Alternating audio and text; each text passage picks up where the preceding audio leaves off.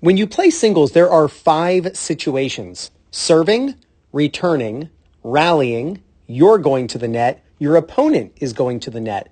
And if you can get better at each situation, then the chances of winning the match go up.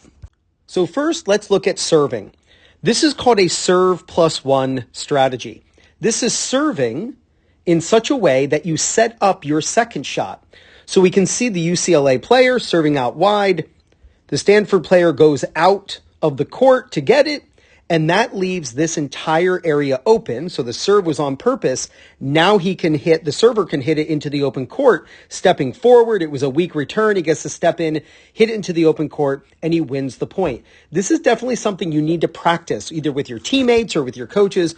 Put a cone over here, practice serving out wide to move them off the court, and then hit your second shot into the open court. By doing this, you start to really take a stranglehold on the point at the very beginning, rather than just thinking, I'm just going to keep the ball in play and wait for them to miss.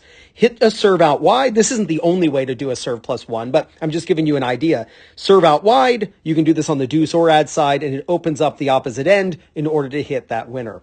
All right, let's look at the return. When you're returning serve against a strong server, this is Carousel, by the way. When you're playing against a very strong server, you can see it's most likely a first serve, right? The returner is well behind the baseline. This is a great time to aim deep down the middle. When you're returning serve, especially against a strong server, cut the court into thirds. So you got the left third, the right third, and the middle third.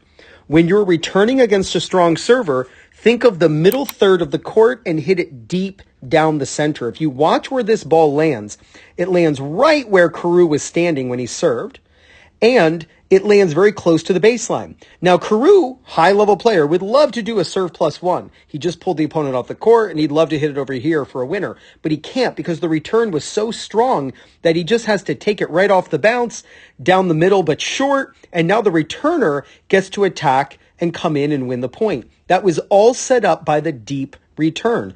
So practice against a strong server, returning deep down the middle. You'll neutralize their ability to use that serve plus 1, and you'll have an easier time breaking serve.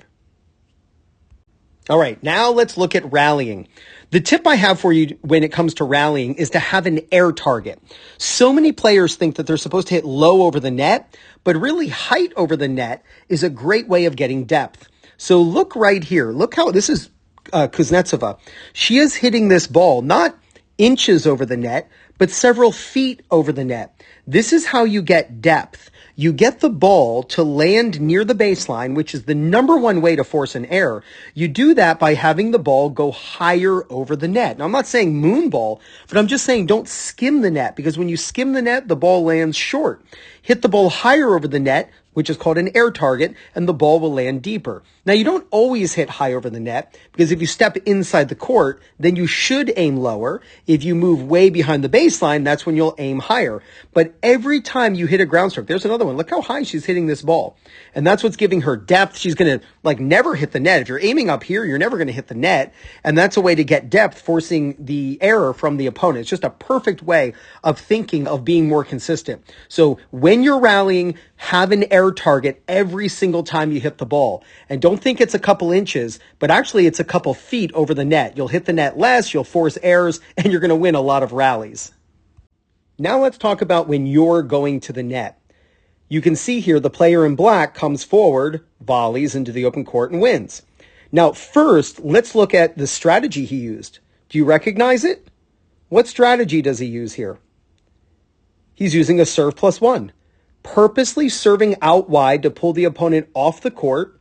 That opens up the other end of the other half of the court, and then he attacks and comes forward to finish it off. So very cool that he's actually combining the serve plus 1 with going forward. But here's the tip I have for you when you're going to the net. Have a great split step. Look at the player in black, split step. See that move right there? You want to make that move where your feet split apart after your opponent hits the ball.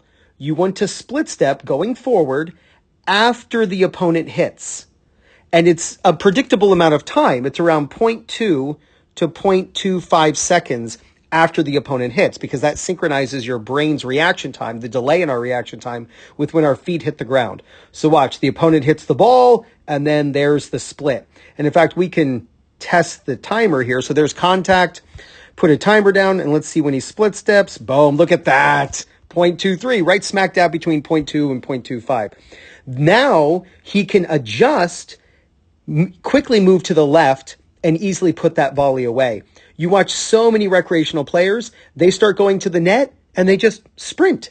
And then a ball that goes around them or above them, they have no chance of changing direction. So always split step and time the split step, no matter the situation. Return of serve, at the net, double singles, it doesn't matter. But on the approach shot, of course, too, always time your split step just after the opponent contacts the ball. And then you'll be able to make jagged movements to the ball. You can see he runs in and then easily changes direction. Look how balanced he is. He's like, look at that. Goes in, easily changes direction to move to the left in order to volley into the open court. But really cool, all set up by that great split step. Last, let's talk about when your opponent comes to the net. When your opponent comes forward, it's important to involve them in the point and not avoid them. So you would think like, oh, this player should just hit the ball into the open court. Actually, he's in trouble.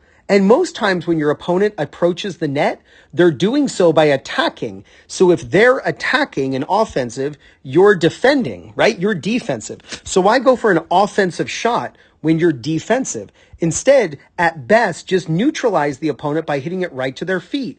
So look, the player in white hits the ball to the approacher's feet.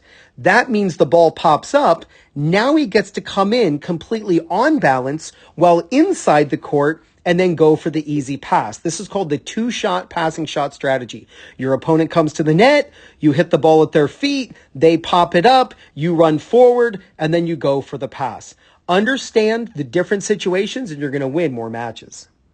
So if you're a singles player and you're really frustrated with your strategy because you keep losing to opponents you feel you should be able to beat, like a pusher, then check out the Singles Playbook, where they teach you how to beat the 7 most common playing styles in recreational tennis.